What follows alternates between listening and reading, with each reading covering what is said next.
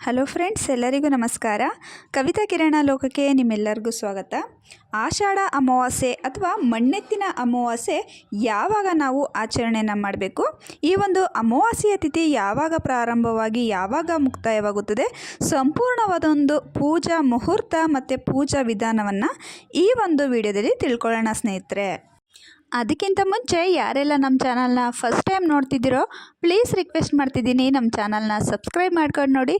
ಜೊತೆಗೆ ವಿಡಿಯೋ ಇಷ್ಟ ಆದರೆ ಒಂದು ಲೈಕ್ ಕೊಡೋದನ್ನ ಮರಿಬೇಡಿ. ಬನ್ನಿ, ಆಗಿದ್ರೆ ವಿಡಿಯೋನ ಶುರು ಮಾಡೋಣ. ಅಂದರೆ ಅಮಾವಾಸ್ಯೆ ಅಂದರೆ ಆಷಾಢ ಅಮಾವಾಸ್ಯೆ ಶುರುವಾಗೋದಕ್ಕಿಂತ ಮುಂಚೆ ಬರುವಂಥ ಒಂದು ಅಮಾವಾಸ್ಯೆಯನ್ನು ನಾವು ಆಷಾಢ ಅಮಾವಾಸ್ಯೆ ಅಥವಾ ಜ್ಯೇಷ್ಠ ಅಮಾವಾಸ್ಯೆ, ಮಣ್ಣೆತ್ತಿನ ಅಮಾವಾಸ್ಯೆ ಅಂತಲೂ ಕೂಡ ಕರೀತಾರೆ. ಈ ಒಂದು ಆಷಾಢ ಅಮಾವಾಸ್ಯೆಗೆ ಯಾಕೆ ಒಂದು ಮಣ್ಣೆತ್ತಿನ ಅಮಾವಾಸ್ಯೆ ಅಂತ ಕರೀತಾರೆ ಅಂದರೆ, ವಿಶೇಷವಾಗಿ ಈ ಒಂದು ಆಷಾಢ ಅಮಾವಾಸ್ಯೆಯಲ್ಲಿ ರೈತರಿಗೆ ಇದು ಒಂಥರ ಹಬ್ಬ ಅಂತಲೇ ಹೇಳ್ಬೋದು. ಅಂದರೆ ರೈತರುಗಳು ಏನಾದರೂ ಸರಿ ವ್ಯವಸಾಯವನ್ನು ಮಾಡೋದಕ್ಕೆ ಮುಂದಾಲೋಚನೆಯನ್ನು ಮಾಡ್ತಾರೆ. ಅಂದರೆ ಇಲ್ಲಿಂದ ವ್ಯವಸಾಯ ಅನ್ನೋದು ಪ್ರಾರಂಭ ಆಗ್ತಾ ಹೋಗುತ್ತೆ. ಒಂದಲ್ಲ ಒಂದು ರೀತಿಯ ದವಸ ಧಾನ್ಯಗಳನ್ನ, ಕಾಳುಗಳನ್ನ ಬೆಳೆಯುವಂಥ ಒಂದು ಕಾಲ ಅಂತಲೇ ಹೇಳ್ಬೋದು ಈ ಆಷಾಢ ಮಾಸವನ್ನು. ಅದರ ಒಂದು ಪ್ರಾರಂಭವನ್ನು ಮಾಡೋದಕ್ಕೋಸ್ಕರ ಈ ಸಮಯದಲ್ಲಿ ಮಣ್ಣಿನಿಂದ ಎತ್ತನ್ನು ಮಾಡಿ ಪೂಜೆಯನ್ನು ಮಾಡ್ತಿರ್ತಾರೆ.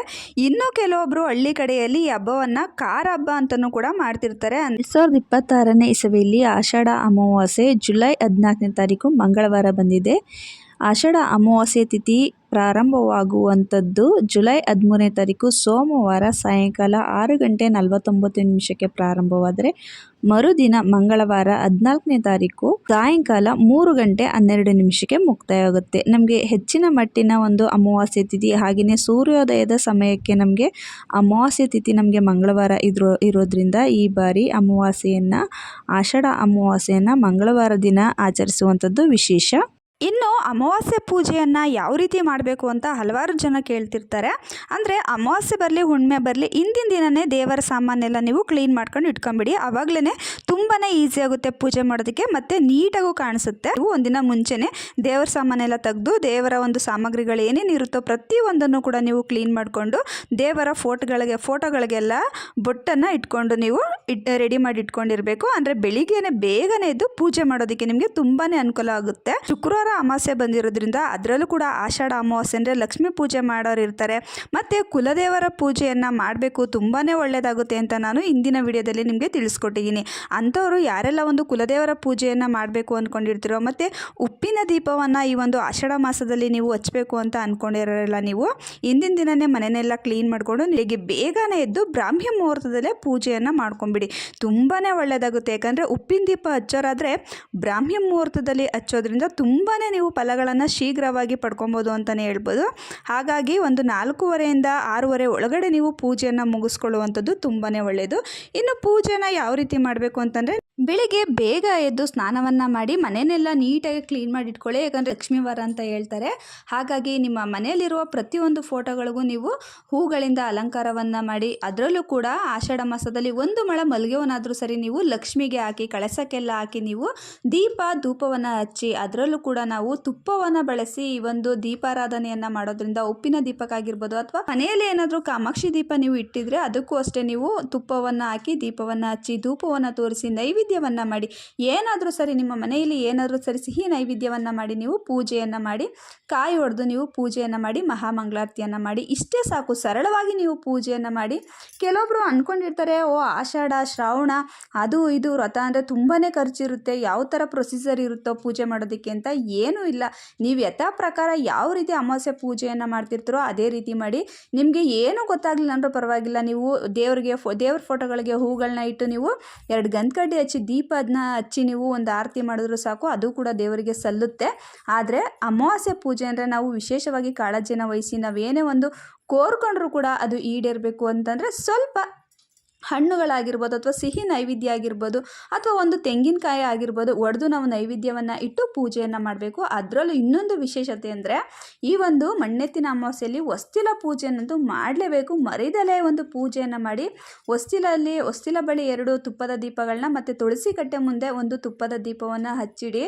ನೀವು ಆಷಾಢ ಮಾಸ ಕಳೆದ್ರೊಳಗಡೆ ನೀವೇನೇ ಅಂದ್ಕೊಂಡ್ರೂ ಸರಿ ಅದು 100% ನೆರವೇರುತ್ತೆ ಅಂತ ಹೇಳ್ತಾರೆ. ಅಷ್ಟೊಂದು ಶಕ್ತಿಯುತವಾದ ಒಂದು ಅಮಾವಾಸ್ಯೆ ಅಂತಲೇ ಹೇಳ್ಬೋದು ಇದನ್ನು. ಯಾಕಂದರೆ ಆಷಾಢ ಮಾಸನ ಇದನ್ನು ಶೂನ್ಯ ಮಾಸ ಅಂತ ಕರೀತಾರೆ. ಇದು ಯಾವುದೇ ಒಂದು ಶುಭ ಕಾರ್ಯಗಳಿಗೆ ಯೋಗ್ಯವಲ್ಲದ ಮಾಸ ಅಂತ ಕರೆದ್ರೂ ಕೂಡ ಪೂಜೆ ಪುನಸ್ಕಾರ ವ್ರತಗಳಿಗೆ ನಾವು ಏನೇ ಒಂದು ಅಂದ್ಕೊಂಡ್ರೂ ಕೂಡ ಅದು 100% ಸಕ್ಸಸ್ ಆಗುತ್ತೆ ಅಂತ ಅಂತಾರೆ.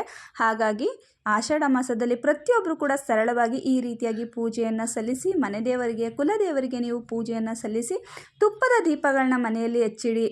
ಅಷ್ಟೇ ಅಲ್ಲ, ಈ ಒಂದು ಆಷಾಢ ಮಾಸದಲ್ಲಿ ನಾವು ಮನೆಯಲ್ಲಿ ಪ್ರತಿ ಶುಕ್ರವಾರ ಧೂಪವನ್ನು ಹಾಕಬೇಕು. ಇದರಿಂದ ಮನೆಯಲ್ಲಿ ಯಾವುದೇ ರೀತಿಯ ನೆಗೆಟಿವ್ ಎನರ್ಜಿ ಇರಲಿ ಅದು ಆದಷ್ಟು ಬೇಗ ರಿಮೂವ್ ಆಗುತ್ತೆ ಅಂತ ಹೇಳ್ತಾರೆ. ಯಾಕಂದರೆ ಜನರು ಬದುಕೋರನ್ನ ಕಂಡ್ರೆ ನಿಜವಾಗ್ಲೂ ಸಹಿಸೋದಿಲ್ಲ ಅಂತ ಹೇಳ್ತಾರೆ. ಅಂಥವರು ಈ ಒಂದು ಸಮಯದಲ್ಲಿ ಅಂದರೆ ಆಷಾಢ ಅಮಾವಾಸ್ಯೆ ಇರೋದ್ರಿಂದ ಮನೆಯಲ್ಲಿ ಧೂಪವನ್ನು ಹಾಕುವಂಥದ್ದು ತುಂಬಾ ಒಳ್ಳೆಯ ಪ್ರಯೋಜನಗಳನ್ನ ಪಡ್ಕೋಬೋದು. ಮನೆಯಲ್ಲಿ ಯಾವಾಗಲೂ ಕೂಡ ಕಲಹ ನಡೀತಾ ಇರ್ತದೆ, ಹೊಂದಾಣಿಕೆ ಅನ್ನೋದೇ ಆಗಲ್ಲ, ಎಷ್ಟೇ ದುಡಿದ್ರೂ ಕೂಡ ನೆಮ್ಮದಿನೇ ಇಲ್ಲ, ಮನೆಯಲ್ಲಿ ಹಣಕಾಸಿನ ಪರಿಸ್ಥಿತಿ ತುಂಬಾ ಹದಗೆಟ್ಟಿದೆ ಅನ್ನೋರು ಧೂಪವನ್ನು ಹಾಕಿ ಮನೆಯಲ್ಲಿ ತುಂಬಾ ಒಳ್ಳೆಯದಾಗುತ್ತೆ. ಮತ್ತು ಶಕ್ತಿ ದೇವಸ್ಥಾನಗಳಿಗೆ ಹೋಗಿ ಈ ಒಂದು ದಿನದಲ್ಲಿ ಪೂಜೆಯನ್ನು ಮಾಡಿಸ್ಕೊಂಬರುವಂಥದ್ದು ತುಂಬಾ ಒಳ್ಳೆಯದು. ಇನ್ನು ಯಾವ ಸಮಯದಲ್ಲಿ ಪೂಜೆಯನ್ನು ಮಾಡಬೇಕು ಅಂತಂದರೆ ಬ್ರಾಹ್ಮಿ ಮುಹೂರ್ತದಲ್ಲಿ ಎದ್ದು ಪೂಜೆಯನ್ನು ಮಾಡಿ. ಬ್ರಾಹ್ಮಿ ಮುಹೂರ್ತದಲ್ಲಿ ಎದ್ದು ಪೂಜೆಯನ್ನು ಮಾಡೋದಕ್ಕೆ ಆಗಲ್ಲ ಅನ್ನೋರು ಒಂದು 10 ಗಂಟೆ ಒಳಗಡೆನಾದರೂ ಸರಿ ನೀವು ಪೂಜೆಯನ್ನು ಮಾಡಿ. ಈ ರೀತಿ ಸರಳವಾಗಿ ನೀವು ಪೂಜೆಯನ್ನು ಮಾಡ್ತಾ ಬನ್ನಿ. ಆಷಾಢ ಮಾಸ ಕಳೆಯೋದ್ರೊಳಗಡೆ ನಿಮ್ಮೇನೇ ಕೋರಿಕೆಗಳಿದ್ರು ಅದೆಲ್ಲದೂ ಕೂಡ ನೆರವೇರುತ್ತೆ ಸ್ನೇಹಿತರೆ. ನೋಡಿದ್ರಲ್ವಾ, ಇವತ್ತಿನ ಈ ಚಿಕ್ಕ ಮಾಹಿತಿ ನಿಮಗೆಲ್ಲ ಇಷ್ಟ ಆಗಿದೆ ಅಂತ ಅಂದ್ಕೊಂಡಿದ್ದೀನಿ. ಇಷ್ಟ ಆಗಿದ್ರೆ ಯಾರೆಲ್ಲ ನಮ್ಮ ಚಾನಲ್ನ ಫಸ್ಟ್ ಟೈಮ್ ನೋಡ್ತಿದ್ರೋ ಪ್ಲೀಸ್ ಫ್ರೆಂಡ್ ರಿಕ್ವೆಸ್ಟ್ ಮಾಡ್ತಿದ್ದೀನಿ, ನಮ್ಮ ಚಾನಲ್ನ ಸಬ್ಸ್ಕ್ರೈಬ್ ಮಾಡ್ಕೊಂಡು ನೋಡಿ. ಮುಂದಿನ ವಿಡಿಯೋಗಳಲ್ಲಿ ಆಷಾಢ ಮಾಸದಲ್ಲಿ ಬರುವಂಥ ವಿಶೇಷತೆಗಳು ಮತ್ತು ಯಾವೆಲ್ಲ ದೀಪಾರಾಧನೆಯನ್ನು ಮಾಡಬೇಕು ತುಂಬಾ ವಿಚಾರಗಳನ್ನ ನಿಮಗೆ ತಿಳಿಸ್ಕೊಡ್ತೀನಿ. ಮತ್ತು ಶಕ್ತಿ ದೇವಸ್ಥಾನಗಳಿಗೆ ಹೋಗಿ ನಿಂಬೆಹಣ್ಣಿನ ದೀಪಾರಾಧನೆಯನ್ನು ಯಾವ ರೀತಿ ಮಾಡಬೇಕು ಅಂತಲೂ ಕೂಡ ನಿಮಗೆ ತಿಳಿಸ್ಕೊಡ್ತೀನಿ ಸ್ನೇಹಿತರೆ. ಇವತ್ತಿನ ಈ ಮಾಹಿತಿ ನಿಮಗೆಲ್ಲ ಇಷ್ಟ ಆಗಿದೆ ಅಂದ್ಕೊಂಡಿದ್ದೀನಿ. ಇಷ್ಟ ಆಗಿದರೆ ಈ ವಿಡಿಯೋಗೆ ಒಂದು ಲೈಕ್ ಕೊಡೋದನ್ನ ಮರಿಬೇಡಿ. ಮುಂದಿನ ವಿಡಿಯೋಗಳಲ್ಲಿ ಹೆಚ್ಚಿನ ಮಾಹಿತಿಯೊಂದಿಗೆ ಸಿಗೋಣ. ಅಲ್ಲಿವರೆಗೂ ನಮ್ಮ ಚಾನಲ್ಲಿರೋ ಪ್ರತಿಯೊಂದು ಉಪಯುಕ್ತ ಮಾಹಿತಿನ ನೋಡ್ತೀರಿ, ನಮಗೆ ಹೀಗೆ ಸಪೋರ್ಟ್ ಮಾಡ್ತೀರಿ. Thank you.